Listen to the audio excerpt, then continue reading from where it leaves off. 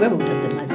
Kwa hivyo wakati umerudisha mtoto kwa ndugu yake ama dada yake na kuletea feedback, umwambie ama umuulize na uniletee feedback nijue mlifikisha wapi. Natumai mzima popote ambapo unatutizama, niseme karibu tena ndani ya Christian Parenting Jumatano ya leo. Je, unatutizama ukiwa maeneo gani? Niandikie tu ujumbe mfupi, niambie jina lako na unatutizama ukiwa maeneo gani.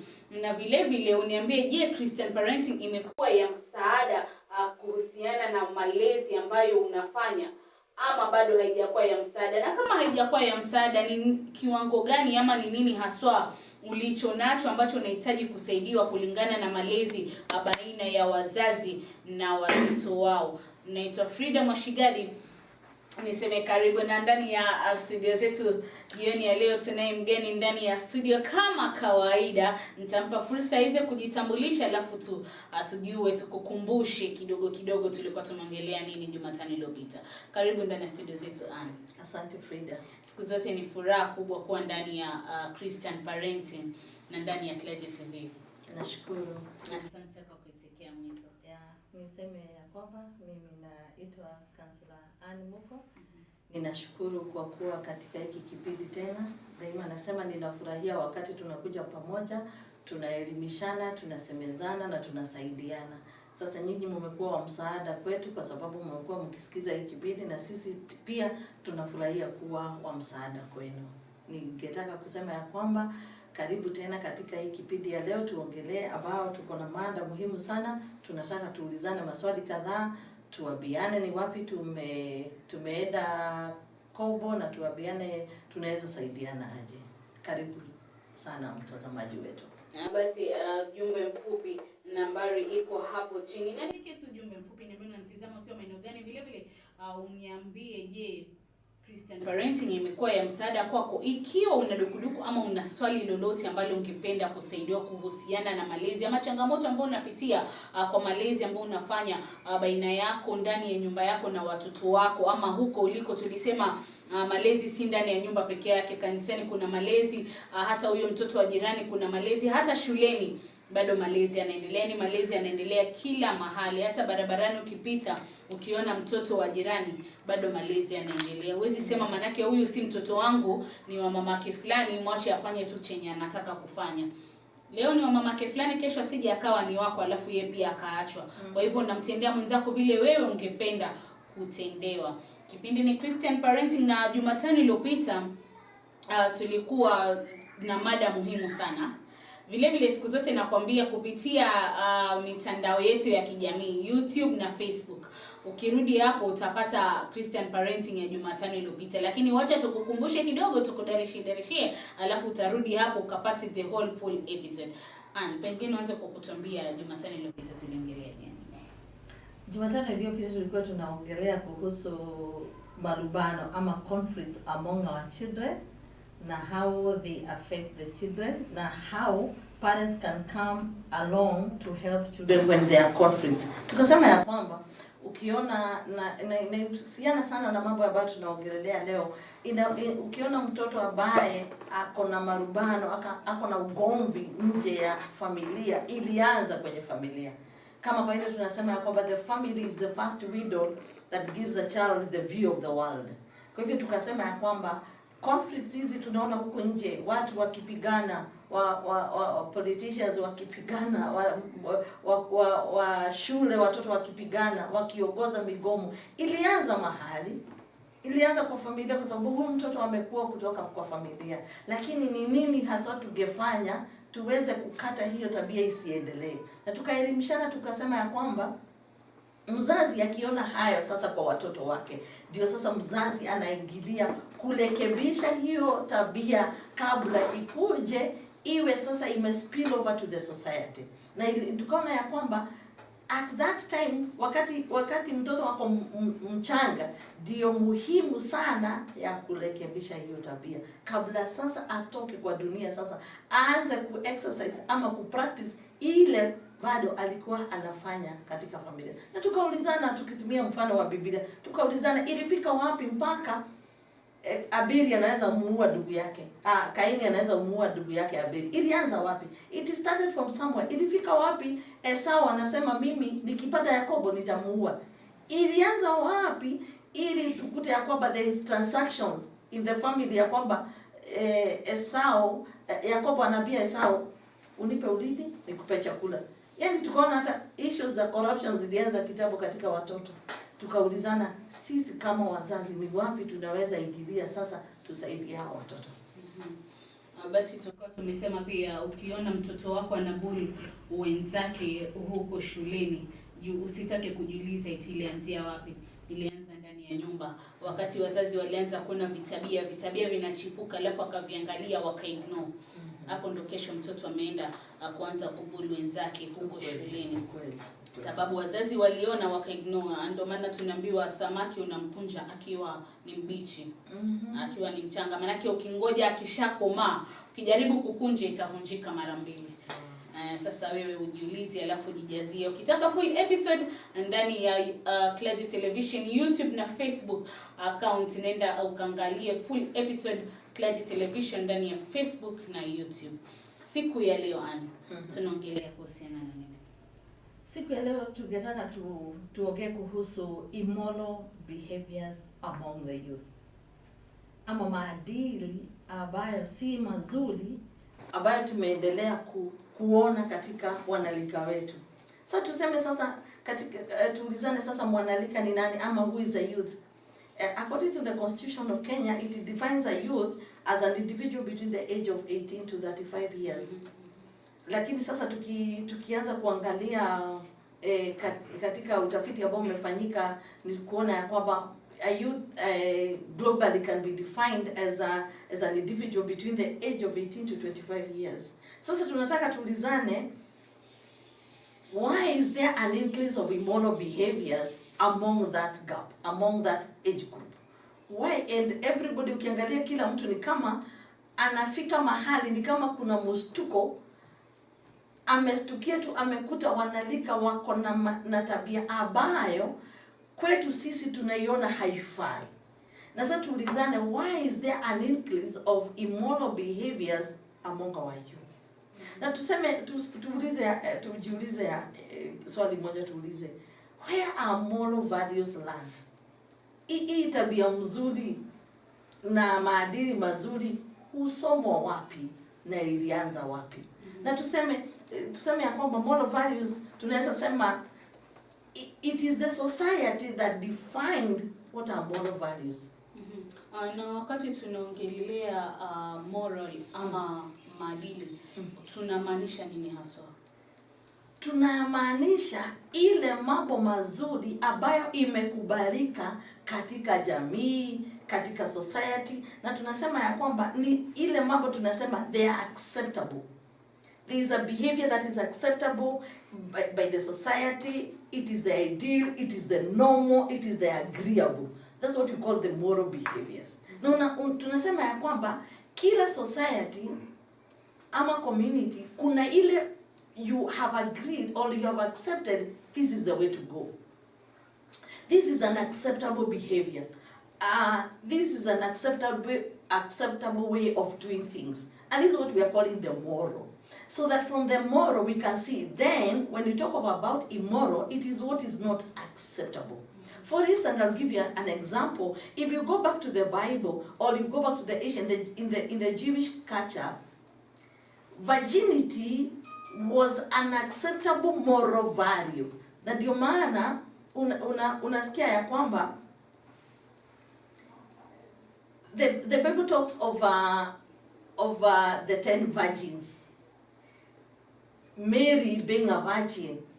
When the angels came in Sodom to save Lot and his family, remember what the men wanted to do to the angels. But what did Lot tell them? He told them, don't harm my visitors, come I give you my virgin daughters. That means in that culture, being a virgin was unacceptable. It was a moral thing to do. It was the norm. It was the acceptable. So it was not easy to find any lady who was not a virgin before marriage. So it was an acceptable thing. It was the moral thing to do. It was the ideal thing. It was the agreeable. So it was a moral thing. Na ndio maana sasa tunajiuliza ya kwamba kwa nini, like when we were growing up, Frida, you remember, sisi ilikuwa hivi, haugesimama kwa barabara wakati mtu mzee kukuliko anapita. Ungemzuia kupita. Sasa akipita unasimama kando, wanapita, na vile mlikuwa mnaongea mnanyamaza Paka apite. Paka apite.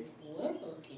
Paka apite. Hata kama muongelei chochote ambacho ni kibaya. Hata kama ni kibaya ama ni kizuri, mtu mzee kukuliko akipita pale, mko kama young people, mnanyamaza, anapita, mnaenda kando, mnamuondokea barabara apite. That was a moral thing to do. Kwa nini tunaiona haifanyiki sasa? Ndio tunajiuliza. Kwa sababu unapita unakuta vijana wamefunga barabara, wewe unajisqueeze sasa upite, lakini ukipita hapo unajiuliza, when did we lose it? When did the rain start beating us? Hasa kwa gari, mtu mzima ataingia na atasimama. Na yes, mtoto mdogo ameketi na hata mwamkia.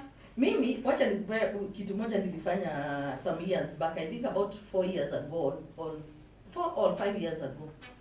Mimi kulikuwa na hizi pilika za town za jioni, masaa ya jioni hivi, kulikuwa kitu saa 2 hivi, saa 1:30 inaelekea saa 2.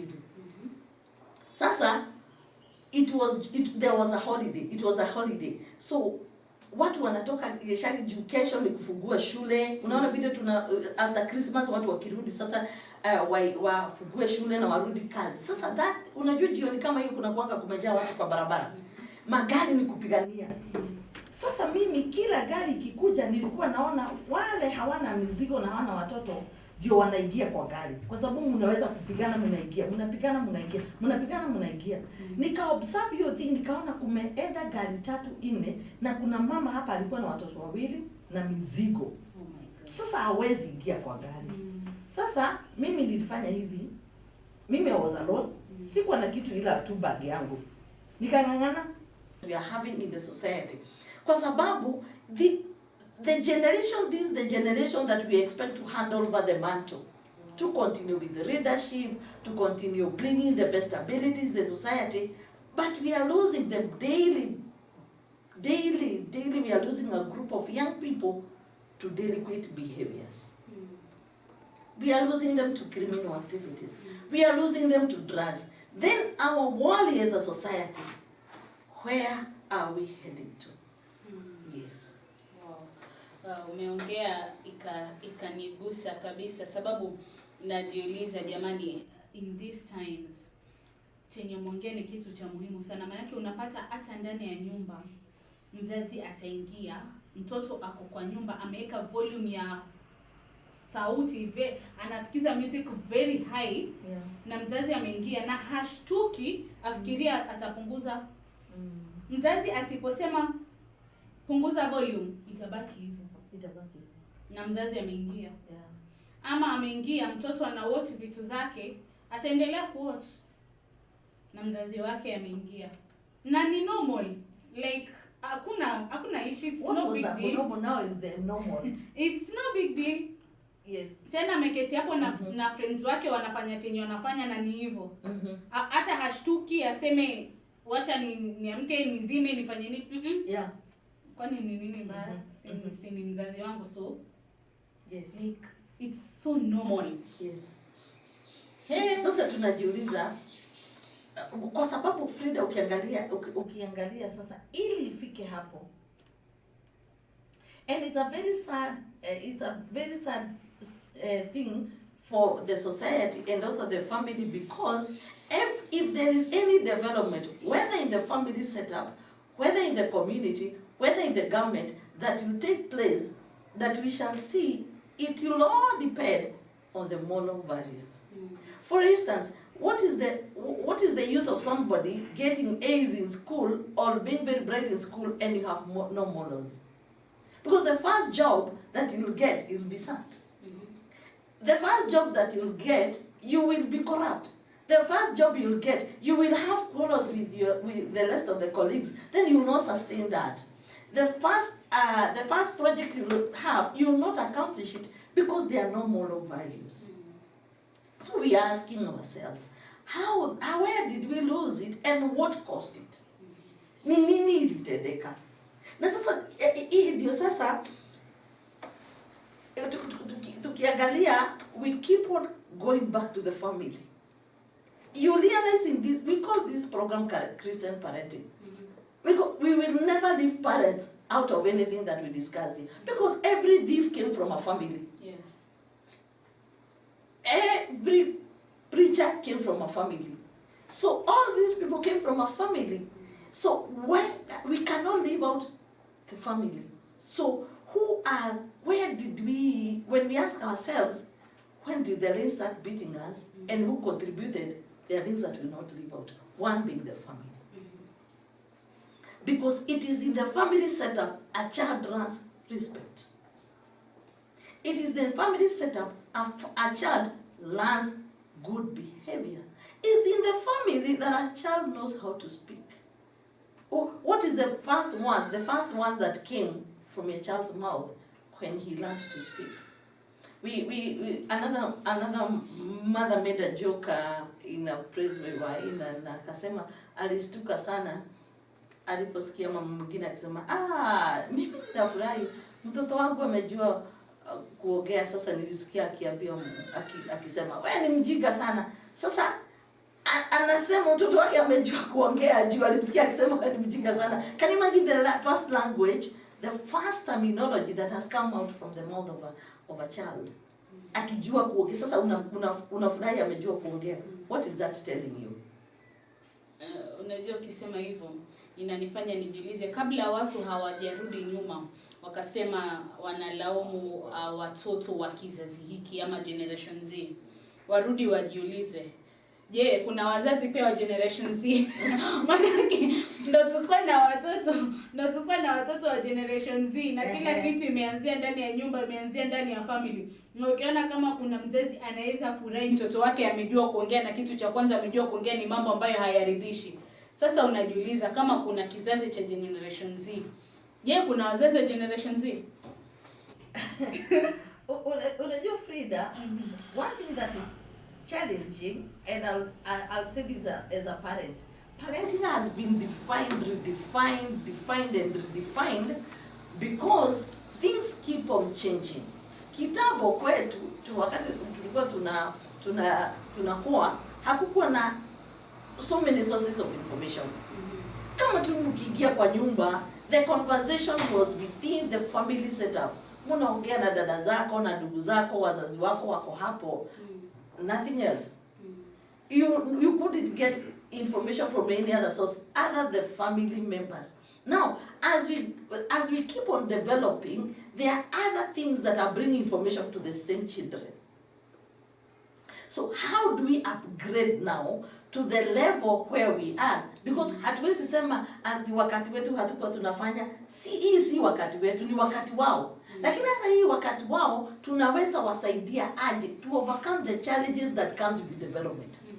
Because we are growing, and we can't say that we don't know 20 years to come what the world will be like, but what we call is that parents will still be there. A child that will be in this world will be brought up by a parent. So how do we as parents upgrade ourselves so that we may come to a level that we can balance now as parents and with the children, with so many sources of information, so many sources of parenting, because we are saying there are so many things that parent your child.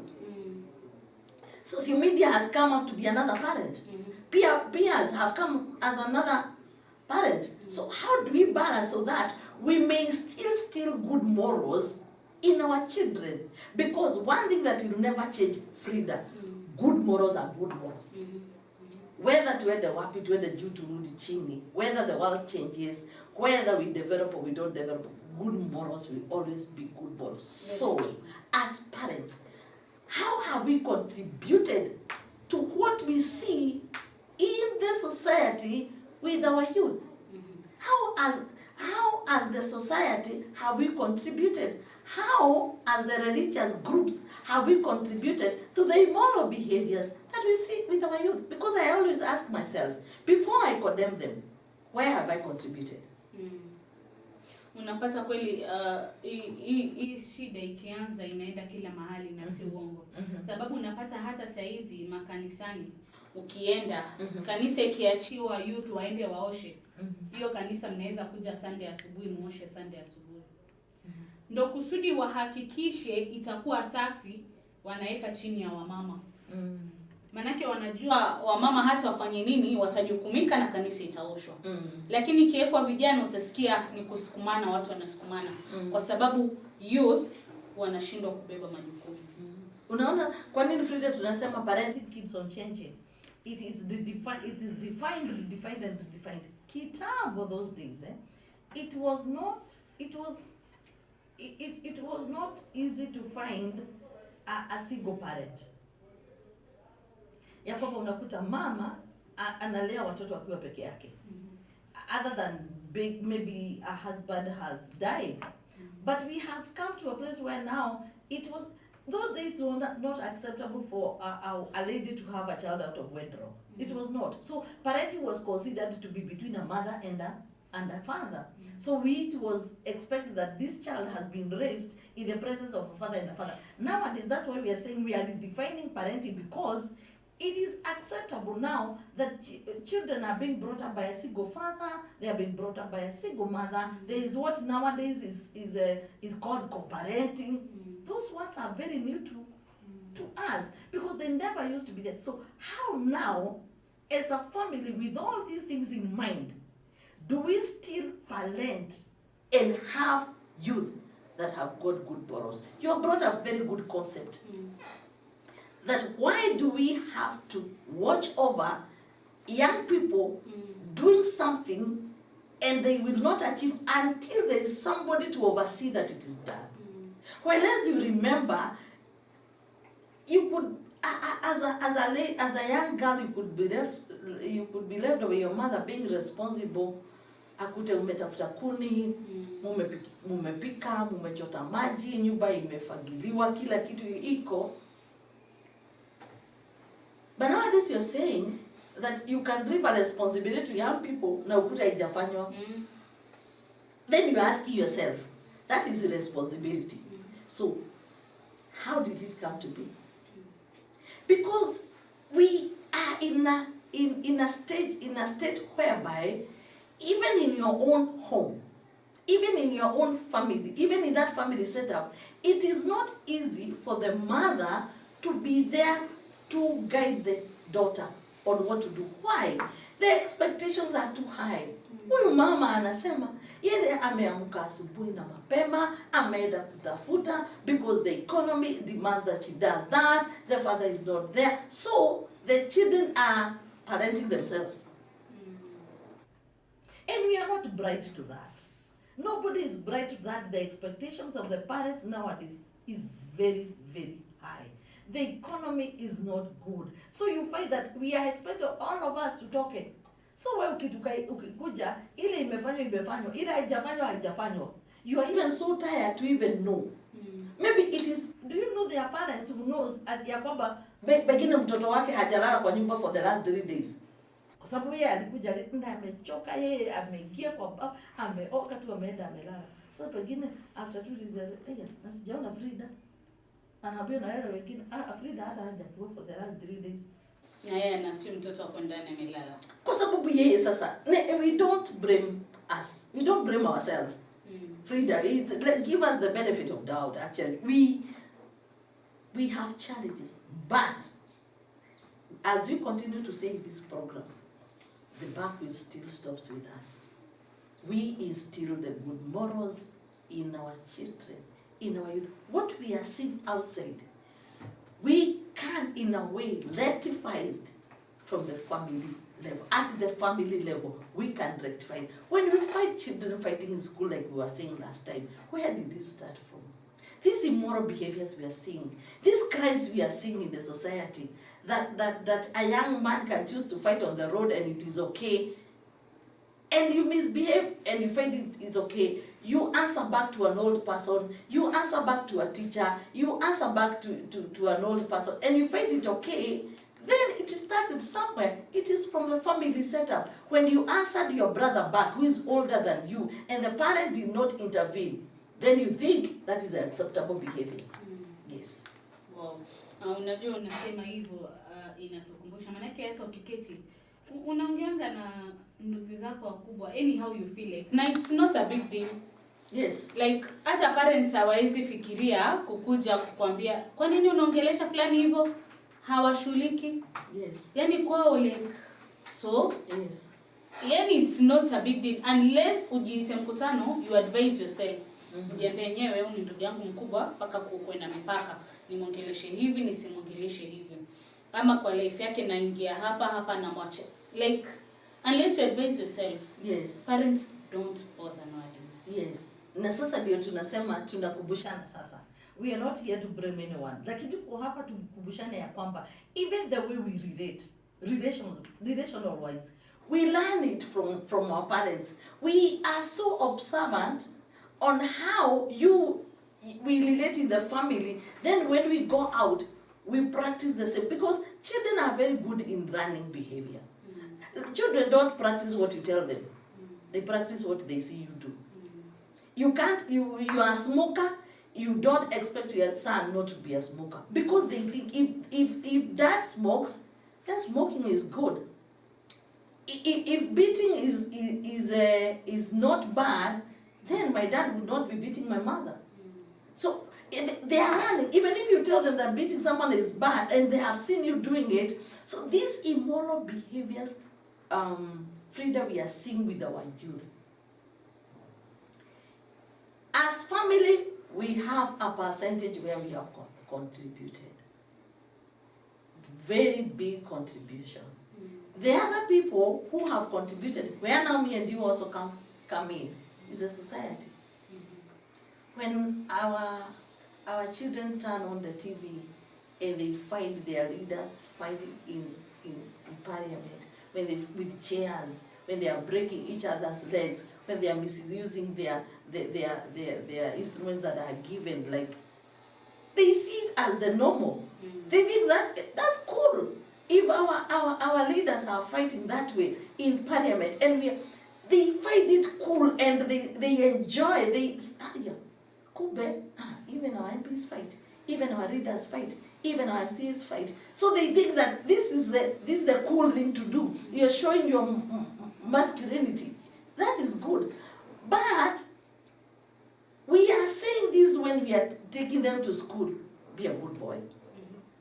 Be a good girl. But when it comes to me, no. I do the opposite. So are we not leaving the youth confused? When we are telling them that it is not good when you go to school, it is not good to steal somebody's money. It is not good to steal anybody's item. But they read in the newspaper, millions and millions of money, so and so is being followed because he has misused this kind of money, which was meant for the school, which was meant for this and this. Then we are telling them not to steal a biro. Then they ask, a biro? A phone? What's a big deal? What's a big deal? Like, This is just